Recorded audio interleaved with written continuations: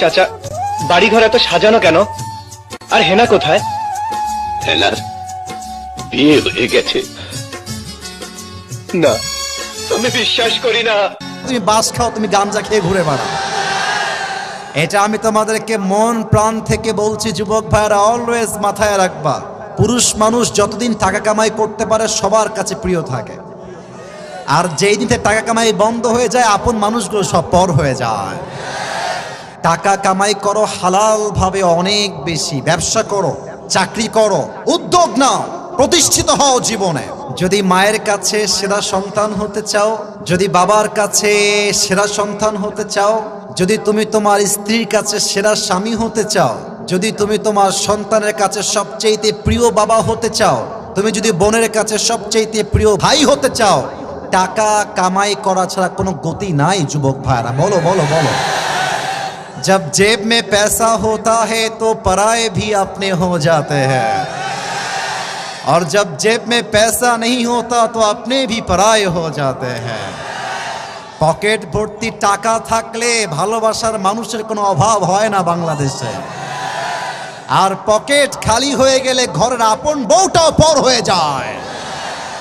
এজন্য আমি মাঝে মাঝে বলি, जब जेब में हो पैसे तो लोग पूछते हैं तुम हो कैसे, और जब तुम हो जाओगे कंगाल कोई पूछने नहीं आएगा तुम्हारा हाल।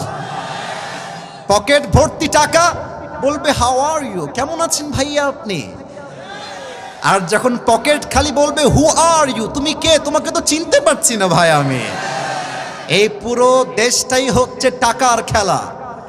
এই টাকার জন্য হাজার হাজার যুবক তার পছন্দের মেয়েকে বাংলাদেশে বিয়ে করতে পারে না, এবং এই টাকার জন্য আমি মেয়েদেরকে অসম্মান করে কথা বলছি না, সব মেয়েকে আমি আসিফ এক পাল্লায় মাপি না।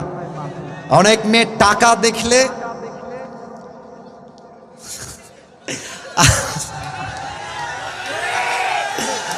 টাকা দেখলে আর সরকারি চাকরি দেখলে টাকলার সঙ্গে বিয়ের পিড়িতে বসে যায় না, এমন মেয়ে তো বাংলাদেশে নাই।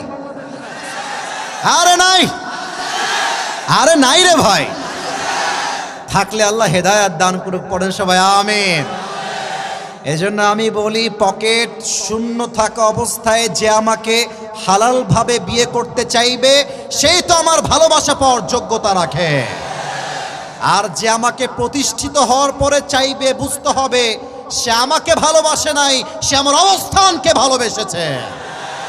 আল্লাহ যুবক ভাইদেরকে হালাল ভাবে বেশি বেশি ইনকাম করার তৌফিক দান করুক, পড়েন সবাই আমিন।